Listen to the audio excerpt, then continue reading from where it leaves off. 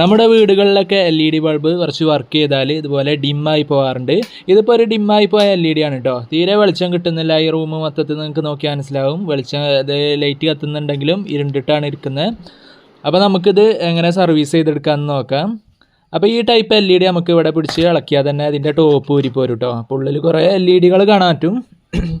ഈ LED തന്നെ check ചെയ്തപ്പോൾ നമുക്ക് ഇതിൽ ഒരു LEDയിൽ ഒരു ഡോട്ട് കാണാൻ പറ്റും. ഒരു ബ്ലാക്ക് ഡോട്ട് കണ്ടില്ലേ, ഞാനിപ്പോൾ ടച്ച് ചെയ്യുന്ന ഭാഗം. ആ ഒരു LED കംപ്ലൈൻ്റ് ആണ്.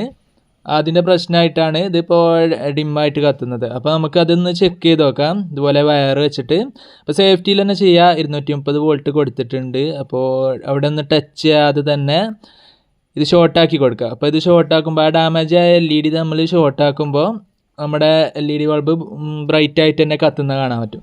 അപ്പോൾ ആ ഒരു LEDക്കാണ് കംപ്ലൈൻറ്റ്. അത് നമുക്ക് റിമൂവ് ചെയ്തെടുക്കണം.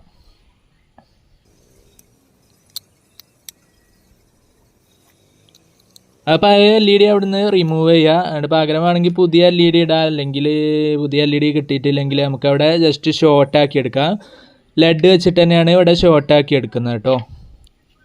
അപ്പോൾ ഇത്രയും ചെയ്താൽ മതി. നമുക്കിത് ക്ലോസ് ചെയ്ത് കൊടുക്കാം. അപ്പോൾ വർക്കിംഗ് ഒക്കെ ഓക്കെ ആണ്. ചെക്ക് ചെയ്തപ്പോൾ ഓക്കെ ആണ്.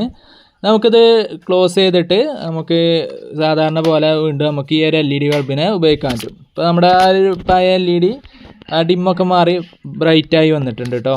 കണ്ടില്ല, നമ്മുടെ റൂമിലൊക്കെ ഫുൾ വെട്ടാണ്. അപ്പോൾ വീഡിയോ ഇഷ്ടപ്പെട്ടെങ്കിൽ ലൈക്കും ചെയ്യുക, അതുപോലെ ഷെയറൊക്കെ ചെയ്ത് കൊടുക്കുക.